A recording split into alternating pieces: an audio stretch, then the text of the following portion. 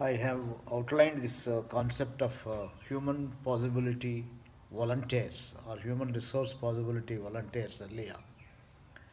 I have not been posting much in the recent past, but last few months, as the pandemic has struck again in its second phase, I think it is becoming important to examine the way our future is going to be, the future of work, future of business, future of education, future of all of us. I think it is in this context, I think the concept of a human process and human possibility volunteers becomes extremely useful kind of a concept. My understanding and vision was that human possibility volunteers are people with a definite philosophy of human resources, that we are all born with unlimited resources. It is the circumstances which help us to recognize and use these resources for the benefit of each other, for the society, and for ourselves. However, the environment, starting with the family in which we were born, the society, the surroundings, the corporations we join, the schools we get educated, they are all on one hand facilitating factors. On the other hand, they could also be constraining factors. As a result, we are never able to realize our own talent.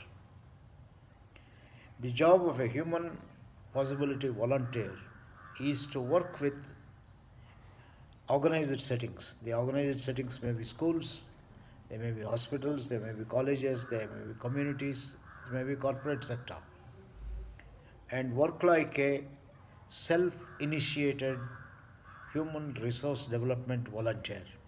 I want to repeat again, self-initiated human resource development volunteer. Preferably, this person is not on salaries, because I find that salaries could have tremendous limiting value, because when you are into a salary, then you look for increments, you look for promotions, you look for so many other kind of things. Whereas volunteers work out of their own interest and commitment. They don't need to be full time, they could be part time. They could simply make themselves available if they are already employed in a corporation 9 to 5. They could always say that there are certain number of hours in a day I am available to do service as a human possibility volunteer, and work in a same corporation or in a different kind of a corporation. So this person, normally, if the person is not employed, is a good idea to create some stipends. Corporations can come forward and make these stipends available. Like last time I indicated, during the coronavirus time, a family of three of us were able to manage our life in almost about 10,000 to 15,000 rupees a month. All that we needed is not even too much of a opportunity to need for changing clothes every now and then. You just need two pairs of clothes and food to eat and a place to stay. I think if some basic minimum needs are provided, the job of the human possibility volunteer, therefore, is to work with people who are in need, who are in distress, who are not able to use their uh, talent. Simply have conversations with them, have conversations. But I think to have conversations, meaningful conversations, the human possibility volunteer himself or herself has to be solid in terms of a philosophical background, a human resource philosophy, understanding of people, should have a positive attitude to people, should believe and respect every other human being, irrespective of the caste, community, religion, background, socio-economic status, and so on. As I have kept saying, coronavirus did not differentiate between rich and the poor, between presidents and workmen, between ministers and ordinary employees, migratory workers, everyone. Everyone is subject to this. I think God has created all are equal. Of course, unfortunately, some are put in circumstances which are more equal than others, and therefore the need to help people, those who didn't have an opportunity to exploit their own talent, to be able to recognize the talent and contribute to the society. So, the job of a human possibility volunteer is to constantly be in conversation with other people, help them to explore themselves, help them to explore opportunities, help them to recognize their talent, help them to see and look for ways in which this talent can be applied, and people can be happy about application of talent and can make a difference.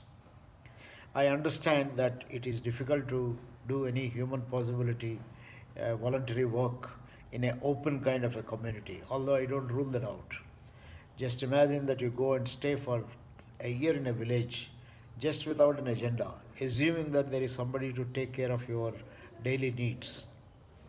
You are just there observing the community, looking at the way people behave, looking at the way people are experiencing problems. Uh, become a kind of a teacher, kind of an educator, kind of a facilitator, kind of a person who is constantly learning.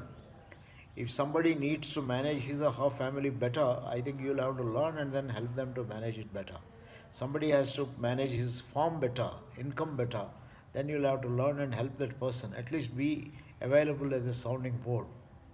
If somebody has to manage the education of his kids or her kids better, then you can be a kind of a guiding factor in terms of being available, explore alternatives, along with them learn about life and things of that kind.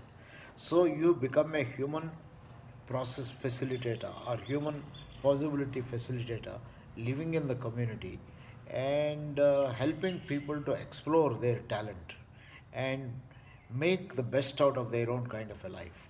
Ultimately, every person wants to be happy, healthy, and contain a sense of fulfillment. As I mentioned, I reduced the Maslow's need hierarchy to three levels. I said that basically everyone is concerned about, in these kind of circumstances, survival need. So the basic needs, which are our survival needs, which include need for food, need to be healthy, need to be happy, need for air, need for water, all those kind of basic needs, and need to survive. I think I put all of them under one survival needs. Then in the second level, I have put them as security needs, which includes, I think, health security, economic security, skill security, all that. You just want to be sure that you will continue to meet your survival needs. And then the third order needs are identity needs. Once you have enough to eat and drink, enough to make sure that you are going to live longer, I think the most important thing is to have an identity. What is my identity? How can I make a difference? What am I born for? I mean, what Maslow called as self-actualization. I think we put all those. Somebody may be interested in power, somebody in achievement, somebody in being creative, whatever it is. You discover yourself. Be of use to yourself and to the society and things like that. So these are just the three needs. And a human possibility volunteer is helping people to meet, uh, explore with them and help them to meet these three sets of needs. Somebody may be at a basic level, then you're working to help them to recognize and to fulfill those needs. Somebody is at a security need, and sometimes you may not be able to provide all the health facilities that are required to ensure health safety and health security, but you can at least acquire knowledge nowadays with the kind of tools that you have. The biggest tool that we all have is the cell phone and an internet connection, and I think most people in our country today are well equipped to manage all this.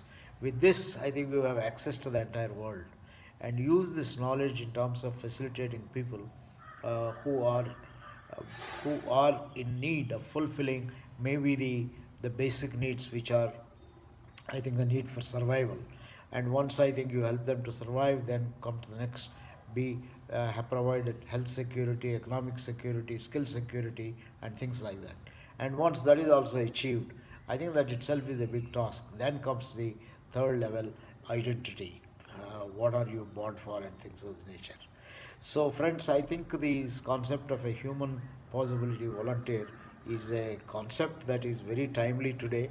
In the pandemic times, we need a large number of them who can keep on wearing different hats. Sometimes you are wearing the hat of a teacher, maybe you are wearing the hat of an agriculture extension worker, you are wearing the hat of somebody who can promote uh, vaccination, care to prevent yourself from getting infected with this coronavirus. Sometimes you are wearing the hat of maybe a policeman in the sense that you are telling others how important it is to be disciplined, and sometimes you are wearing the hat of a senior citizen or a young advisor to the parents. Sometimes become a parent, sometimes become a child, sometimes become an adult, and sometimes become also a HR manager if you are working with people who are a set of migratory labor or labor in a corporation.